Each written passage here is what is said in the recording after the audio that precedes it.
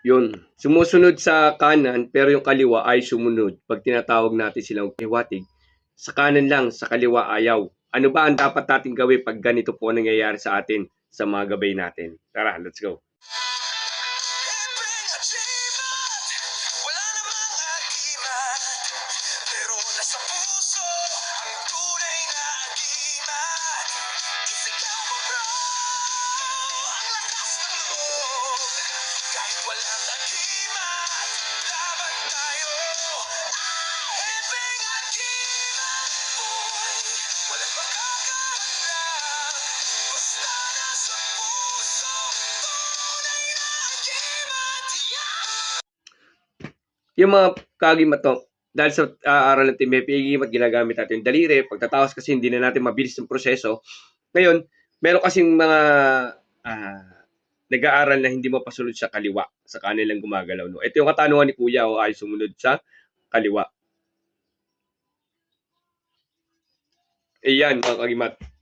Okay, pag-usapan natin, no? Yung mga ayaw po sa aral ng Team Happy, skip lang po kayo para hindi po kainin na negatibo, no? Ito po para sa Team Happy Agimat at sa naniniwala sa aral ng Team Happy Agimat.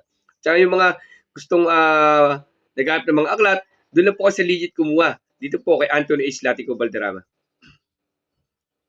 Rekta PM po kayo. Excuse me po. Ngayon sa katanungan ni Kuya about ng daliri, paano ka makapagtanong kung hindi naman gumagalaw sa daliri mo, no? Okay. Ganito po yan. Kung kayo nakapagpakapit na ng aral ng Team Happy at napakapit nyo na yung orasyon sa katawan natin, yung tinatawag natin walang devotion ng Team Happy Agimat, pag nakapagkarga na po kayo sa inyong katawan, nabinyagan nyo na to, binibinyagan natin ng pangalan, mga kagimat, binibinyagan natin sa pamagitan ng tatlong persona, pasasakop natin sila sa tatlong persona. Sabi nga, lahat na mapupuntahan nyo at makukuha nyo ay binyagan nyo sila sa pangalan ng Diyos Ama, Diyos Anak, Diyos Espiritu Santo. Upang magpasakop sila at may kinatatakutan po, no? Para magaan din sa buhay. Kasi lahat hindi binyagan ay mabigat sa buhay. Kaya po Team Happy Game, magaan sa buhay ang kinakarga namin. Wala po kaming mabigat na karga sa katawan. At sabi ng iba na mag-iingat kayo sa karga ng ano at baka makargahan kayo ng mga mabigat na mga orasyon, mga poder, panlilin lang po yan. Dahil po, sa panloloko po ng iba ay nadadawit yung iba, nadadamay yung iba. Dahil nga po, sabi nila may mabigat na poder, hindi po magiging mabigat po sa buhay yan. Dahil po, binyagan po lahat ng aming poder na kinakarga sa inyo ay binibinyagan natin. Yun po, kaya po maluwag. Kasi marami po kayo makarinig na panloloko para lamang makapanira ng tao, ng palihim. Okay? Mga kagimat, sa part ng hindi mapag-alam, na marami pong nangyari na ganyan sa amin. No? Kalimitan po, ito po yung sign. Sign po na ba't di mapagalaw yung mga daliri, yung mga gabay hindi mapasunod. Okay.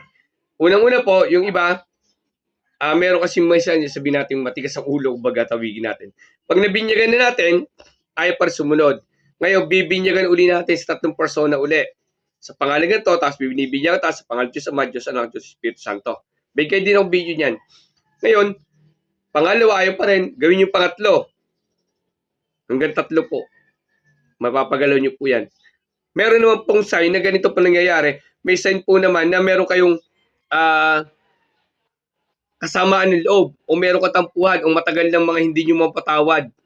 Kailangan nyo po silang patawarin. Kaya kailangan nga po nila linisin ang puso't isip.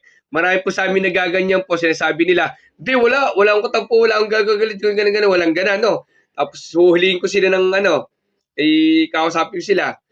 O, di ba yung mga ano mo, di ba nakatalong po sila ganito, ganun, mga kapatid mo, ganun. Oo, kasi yung kapatid ko, ayan na, nagsalita na. Sasabihin mo, salita kasi ng bibig na wala kang samaan loob tampo, pero maya-maya, pag kinausap kita at inungkat-ungkat ko yung lahat na nangyayari sa'yo, lalabas sa'yo na hanggang ngayon may sama ka. Kasi nasa puso mo, hindi mo kayang alisin. Kailangan po natin alisin yung nakatuso sa puso. Pagka po ang tao, nag-isip muna, sino ba mga pwede ko naging, hanggang hindi ko mapatawad? Nag-iisip ko yan. Pero pag tinanong kita na sinabi sa'yo, baka may kasama ang loob ko, may katampo, hindi, wala akong hindi isa ko, di ba? Di tinataas mo ganda sarili mo. Yun po, sa part ng ganan, possible, no? Ito po, binibigay sa possible po, no? Cleansing kayo, ganito gagawin nyo. Maghugas kayong kamay na may asin. Maligo kayo tubig na may konting asin. Kuskus ang kamay, paa. Tapos magdasal kayo ng sumasampalta bago numaray luwalhati bago ibuhos yung tubig. Ngayon po, pag nakapagpaligo na kayo ganan, magdasal uli kayo, magtiri kayo ng kandila, dasal kayo ng Ama namin, sumasampalataya, Bagay ng Maria, luwalhati, humingi kayo ng tawad sa Ama at patawarin nyo lahat ng nagkasala sa inyo. Tapos, binyagan nyo uli yung inyong kinarga sa katawan para mapasunod nyo po. Try nyo po. Marami na po ang ginawa at binibigay ko sa inyo based sa aming inaaral po at sa aming mga experience sa ginagawa po. No? Lagi po kasasakop sa 3 persona upang maging maluwag sa buhay at may kinatatakutan po. Wala po ng binyagan sa 3 persona po ay magaan po sa buhay, hindi po mabigat sa buhay yan. Kaya po pag may narinig kayo ng mga naninira, na may kinakarga heping agimat na mabigat sa buhay, is panlilin lang po, panloloko. Dahil itanong nyo po saan sila nag-base na may mabigat sa karga ang Team Happy Agimat. Saan sila nag-base? Diba? Okay? Ngayon ako magbe-base sa inyo. Dahil sabi nga ni Yeso Cristo, di ba, yung nagpapagaling, lahat ng mapupuntahan nyo sabi sa Apostoles, ay binigyan sa Diyos Ama, Diyos Anak, Diyos Espiritu, upang may kinatatakutan sila at kinikilala sila Panginoon. Kasi po ang mabigat sa buhay ay puro negatibo ay hindi binyagan dahil wala silang kinatatakutan at wala silang kinikilala ng Panginoon. God bless sa inyong lahat.